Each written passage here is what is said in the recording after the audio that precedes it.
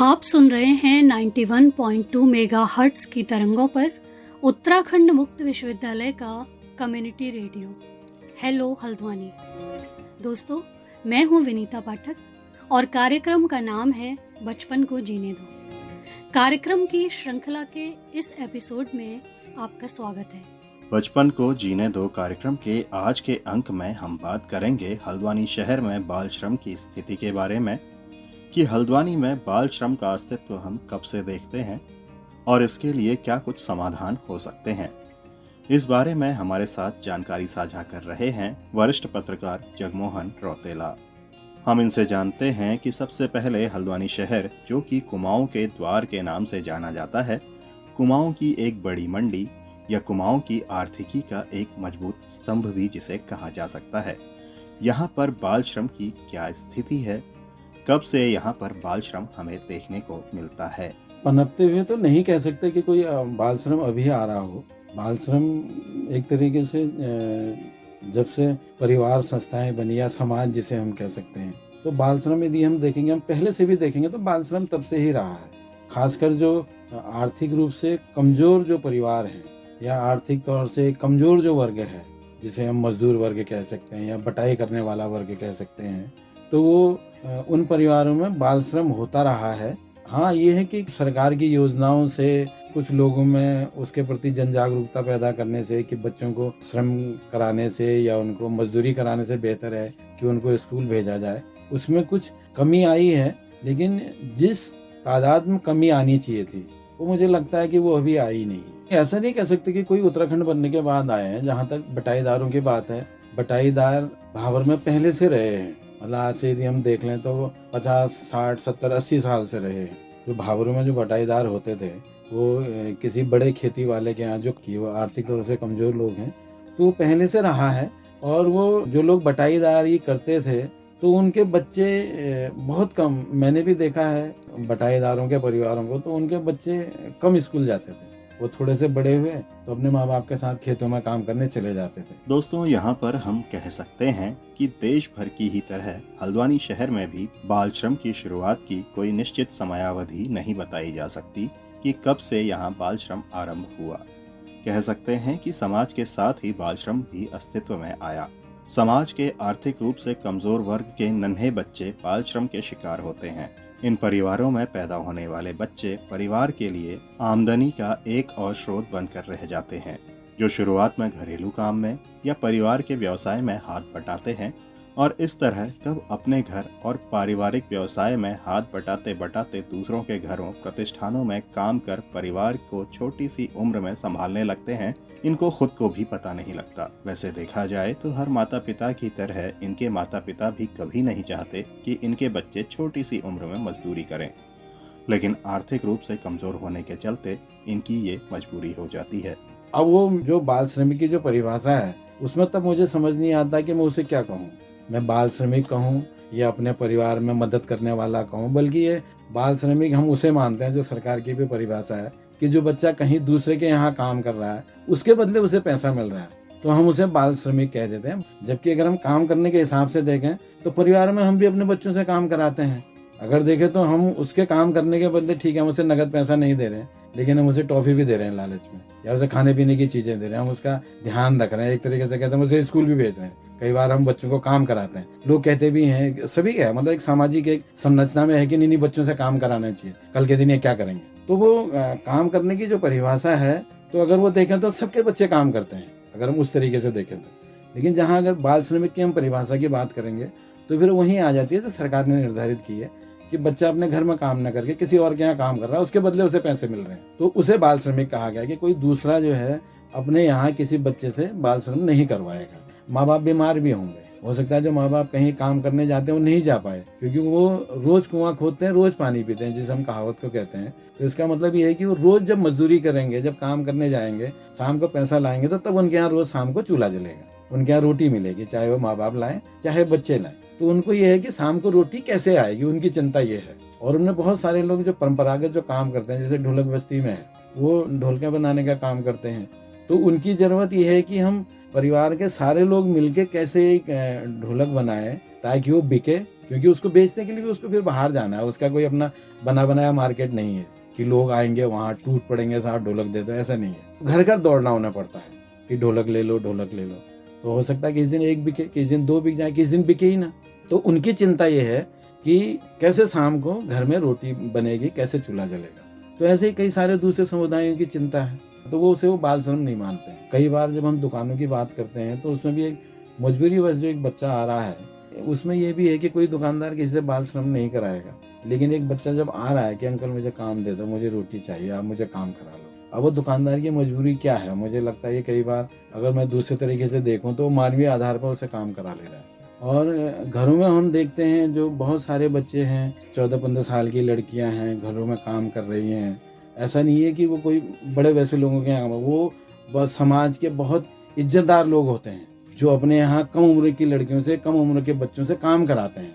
तो उसका दोषी कौन है? वरिष्ठ पत्रकार जगमोहन रौतेला ने बताया कि किस तरह से परिवार की आर्थिक मजबूरी कई बच्चों को बाल श्रम में झोंक देती है।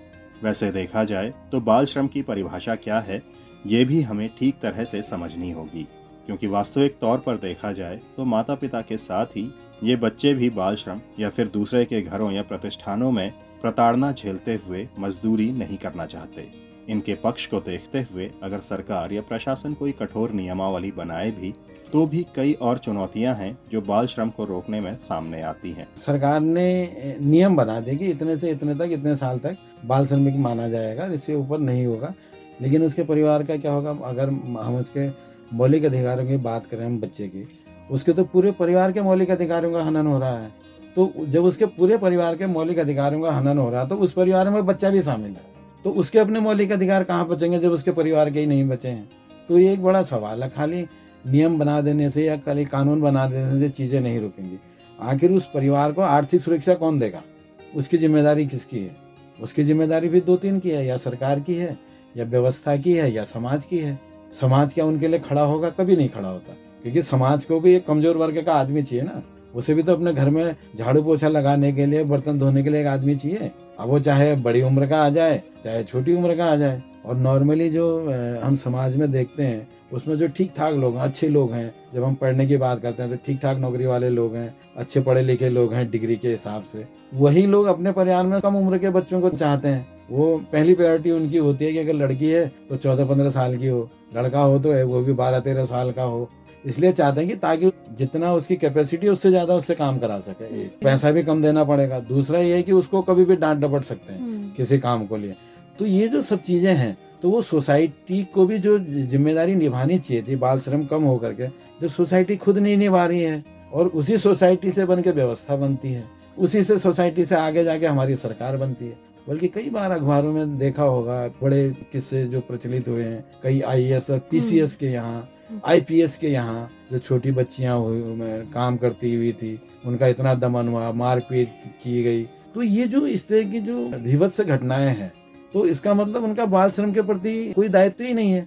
जबकि उन सब कानून बनाने में IAS और PCS का सबसे बड़ा योगदान है, वही सारी चीजों को बनाते हैं। तो ये जो सोसाइटी की अपनी जो गैर जिम्मेदारियां हैं, वो भी बाल श्रम को बढ़ाने में बहुत बड़ा हाथ है। बाल श्रम को रोकने के लिए सरकार या प्रशासन के साथ ही पूरे समाज को भी अपनी भूमिका समझनी होगी, क्योंकि समाज से ही प्रशासन या सरकार बनती है। हम सब समाज का हिस्सा हैं। हमारे मन में कई बार ये विचार भी आता है कि शिक्षा बाल श्रम को रोकने का एक रास्ता हो सकती है, लेकिन जगमोहन रौतेला ने इस पर गहराई से बात करते हुए स्पष्ट किया कि शिक्षा पूरी तरह से बाल श्रम को रोकने में सक्षम नहीं है। सैद्धांतिक रूप से या किताबी परिभाषा के रूप से कहूँ तो मैं यही कहूँगा कि नहीं साहब, शिक्षा हो जाएगी तो बाल श्रम खत्म हो जाएगा। लेकिन अगर मैं व्यवहारिकता की बात करूँ तो मुझे लगता है कि शिक्षा का बाल श्रम से कोई लेना देना नहीं है। दिक्कत क्या होती है कि जब हम कोई कानून बनाते हैं, कोई नियम बनाते हैं, तो उसको लागू करने में या उसको फॉलो करने में हम जो धरातली जो चीजें हैं, जो वास्तविकता है, उसको हम अनदेखा करते हैं, और जो कागजी जो परिभाषाएं हैं उसको लागू करने की कोशिश करते हैं। ठीक है, आंकड़े बन जाते हैं, बहुत सारे कागज भर जाते हैं, मोटी मोटी फाइलें बन जाती हैं, लेकिन धरातल में अगर आप देखेंगे तो वास्तविकता वही है। मैं फिर वहीं लौट के आ रहा हूँ, जो कमजोर वर्ग के जो परिवार हैं आर्थिक तौर पे, उनके लिए पढ़ाई कोई महत्वपूर्ण नहीं है। उनके लिए काम महत्वपूर्ण है, परिवार के लिए अर्निंग कैसे होगी ये महत्वपूर्ण है। तो उसके लिए उनको पढ़ने की आवश्यकता ही नहीं है। उनको पढ़ने की आवश्यकता नहीं है, तो वो स्कूल जाए न जाए उसको कोई बहुत फर्क नहीं पड़ता है, क्योंकि उसके यहाँ बिना स्कूल जाए उसके पास पैसा आ रहा है। शिक्षा की गुणवत्ता पर सवाल नहीं है, शिक्षा जो है वो अपनी गुणवत्ता में ठीक है, लेकिन अगर हम जिस स्कूल में बच्चे पढ़ रहे हैं आज की तारीख में कह रहा हूँ, पहले ये था कि आज से 30 साल पहले 40 साल पहले हर एक बच्चे के लिए, चाहे वो किसी आर्थिक रूप से कमजोर परिवार का हो, किसी बटाईदार का हो, या किसी एक उस तरीके से जमींदार का बेटा हो जो बहुत ज्यादा वैसा नहीं था, तो सबके बच्चे एक से ही स्कूल में पढ़ते थे। हम भी प्राइमरी में पढ़े हैं जहाँ सारे लोग होते थे, हमारे बटाईदार का बच्चा भी वहीं पढ़ता था, हम भी वहीं पढ़ते थे। तो एक जो मतलब आर्थिक रूप से मजबूती या कमजोरी का जो दूरियां हैं वो पढ़ने में कहीं थी ही नहीं। मतलब बहुत सारे बच्चे ऐसे होते थे कि जमीन मालिक का बच्चे नहीं होते थे पढ़ने में बढ़िया, लेकिन उसी के घर में जो बटाई कर रहा है उसके बच्चे बढ़िया बहुत बढ़िया होते थे। तो वो एक दूरी कहीं नहीं थी। लेकिन अब नए उसमें क्या हुआ है, नए आर्थिक दौर में प्राइवेट स्कूलों का जब चलन आया है तो उसने आर्थिक रूप से या पढ़ाई के रूप से शिक्षा का बहुत ज्यादा विभाजन किया है। उसमें कई कैटेगरियां आई है। अब एसी स्कूल हो गए, कोई नॉन एसी, तो वो भी एक सोसाइटी के अंदर स्टेटस सिंबल हो गया कि मेरा बच्चा तो एसी में जाता है, इनका तो बच्चा भले पब्लिक स्कूल में पढ़ रहा है। एक दौर में पब्लिक स्कूल में पढ़ाना बड़ी बात थी, अब वहाँ भी ये आ गया कि तुम्हारा बच्चा एसी स्कूल में जा रहा है कि नॉन एसी स्कूल में जा रहा है। लेकिन वो जो कमजोर वर्ग का जो बच्चा है, जो आर्थिक रूप से कमजोर है, उसके लिए स्कूल में कहीं माहौल ही नहीं है। जिन स्कूलों में वो लोग पढ़ रहे हैं वहाँ यदि हम व्यवस्था की बात करें तो बहुत दयनीय स्थितियाँ हैं। ठीक है, वहाँ नियम भी हैं कि बच्चों के लिए शौचालय होना चाहिए, पानी होना चाहिए। अब जिस गांव में स्कूल है वहाँ यदि गांव के पीने के लिए पानी नहीं है तो स्कूल में कहाँ से आएगा? उस शौचालय के लिए पानी कहाँ से आएगा? कागज भरने के लिए या आंकड़े पूरे करने के लिए शौचालय बना दिए गए एक बार, लेकिन उनका रख रखाव कैसे होगा, उनकी साफ सफाई कैसे होगी? क्योंकि शौचालय जब तक साफ सफाई नहीं होगी तो शौचालय का होना तो न होना और बढ़िया है, क्योंकि वो होगा और बच्चे वहाँ जाएंगे उस शौचालय के अंदर तो बीमार होकर बाहर निकलेंगे, उसकी गंदगी से, पानी नहीं होगा, वो सब चीजें नहीं होंगी। वरिष्ठ पत्रकार जगमोहन रौतेला, जिन्होंने अपने पेशे के दौरान समाज को गहराई से जाना और समझा है, इनका विचार है कि बाल श्रम को रोकने के लिए सरकार या प्रशासन के साथ ही पूरे समाज को इन बच्चों की शिक्षा की जिम्मेदारी तो लेनी ही होगी, साथ ही आर्थिक रूप से कमजोर इनके परिवार की भी जिम्मेदारी लेनी होगी। और समाज में आर्थिक असमानता को समाप्त करने के लिए जब सब कदम मिलाकर साथ चलेंगे तब कहीं जाकर बाल श्रम को रोका जा सकता है। मैंने बचपन में देखा है जब महिला और पुरुष एक साथ काम करते थे खेतों में, तो वो भी फसल काट रहा है, वो भी फसल काट रही है महिला, उसी काम के लिए पुरुष को मिलते थे 3 रुपए। मैं आज से 50 साल पुरानी बात कर रहा हूँ। और उसी काम के लिए महिला को मिलते थे 2 रुपए, और वो सब सामान्य था, कोई उसके खिलाफ कोई नहीं कहता था कि साहब की अब वो महिला होने का है कि महिला श्रम कम करती है। भाई काटा तो गेहूं उसने उतना ही, खेत में काम उसने उतना ही किया, घास उसने उतनी काटी जितनी पुरुष ने काटी।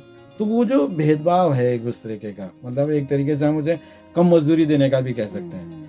तो उस स्थिति में मैं देखता हूँ कि जब एक आदमी देखेगा कि यार उसने कहा काम तो दोनों बराबर कर रहे हैं, तो वो क्या करेगा कि वो चाहेगा कि पुरुष के बजाय महिला ही आए, क्योंकि उसे 1 रुपया रोज कम देना पड़ेगा। मतलब जिस पुरुष को वो 2 दिन देगा तो उसने में एक महिला 1 दिन एक्स्ट्रा उसके यहाँ काम कर लेगी। वही शहरीकरण में है, तुम्हारे आसपास भी होंगे, मेरे आसपास भी है। हर घर को अब एक मेहरी चाहिए जो घर में आए, झाड़ू पोछा खाए। हम अपना चाय का बर्तन भी धोने को तैयार नहीं है, ढेर लगा दे रहे हैं सिंक में कि नहीं उसने कहा वो बर्तन वाली आएगी अपने आप साफ करेगी, क्योंकि हमारा है कि हम उसे पैसे दे रहे हैं। ये जो बाजार है, ये जो शहरीकरण है, उसको श्रमिक चाहिए।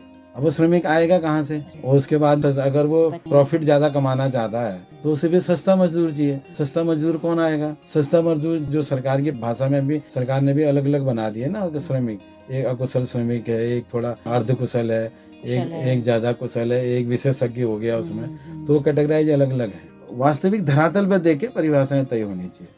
आर्थिक रूप से कमजोर जो परिवार हैं और उस वर्ग के लिए काम का और उसके आर्थिक सुरक्षा का पूरा एक ढांचा हो, पूरा विकल्प मिले उसको कि भैया आप ये नहीं करेंगे तो ये आपके लिए बिल्कुल है, एक गारंटी जिसे कहते हैं। तो इसे गारंटी मिलेगी, आप अपने बच्चों को नहीं करोगे तो ये आपको मिलने वाला है, ये आपके परिवार की पूरी आर्थिक सुरक्षा है।